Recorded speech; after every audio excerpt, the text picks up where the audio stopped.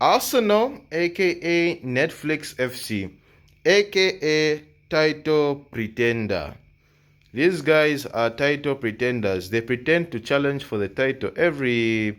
For the past few seasons, they've been pretending to challenge for the title, but it seems as if Arsenal are getting worse. Those 2 seasons, you could see progression, because I remember Arsenal, they lost. No, they drew those 3 games the first time they challenged, and that destroyed their hopes. They drew against Liverpool, West Ham, Southampton. That's where the title went. Next season they improved. They won a lot of games, but unfortunately they lost to Aston Villa. I think they lost the league to about 2 points, which is kind of funny because it's something that could have definitely been prevented. But yeah, that just tells you something. For me personally, I don't see Arsenal as serious title contenders until they get a striker. And the fact that they are relying on people like Sterling. Sterling is a very good player 5 years ago. 5 years ago, excellent. But for now, you can't really play to his strengths. I mean, he's lost pace and I think he's low on confidence. But with the type of contract he has, I don't think confidence should be an issue. Yeah, but Arsenal have always been title pretenders because there's no way, like, you don't buy a striker, and it's like the squad that he had a few years ago has been down. They haven't really upgraded on it because they haven't even replaced players like Aubameyang, proper strikers, proper strikers. There's always this thing about Arsenal and Mikel Arteta with inventing players. Like, I don't get it. You buy a defensive midfielder, you play him as right back. You buy a defender, you play him as. You buy a centre back, you play him as a right back. You get a central defensive midfielder, aka Moreno, and then you want to play him as a false nine.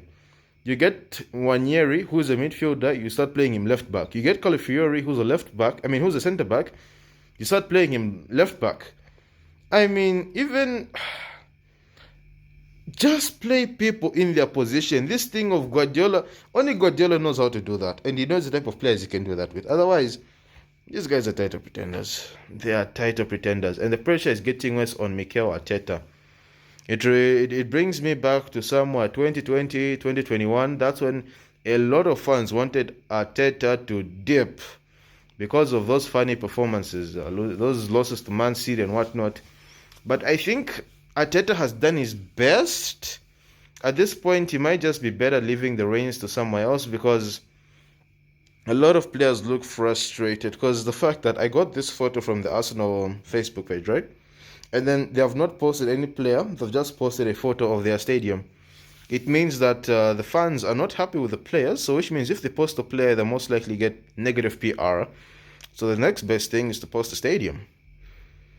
Which is, well, but like I've said, title pretenders. Stop inventing players, play people the way they're supposed to play. And for goodness sake, stop buying overpriced players. And then you can even see the fatigue. But otherwise, this time the red card that Miles Lewis killed, that was an OG red card. I don't think anyone can complain because he was given a yellow. I got surprised, but it was rightfully turned to red. So Chelsea lost, Arsenal lost. Tomorrow, if Liverpool lose, it will complete the trifecta. But for now, I'm happy. I'm really, really happy. London Bridge is falling down, falling down, falling down. Yeah, that's how it is. But Arsenal, I think we just need to bring in a new manager, one that knows how to deal with pressure. Mikel Arteta doesn't really know how to deal with pressure.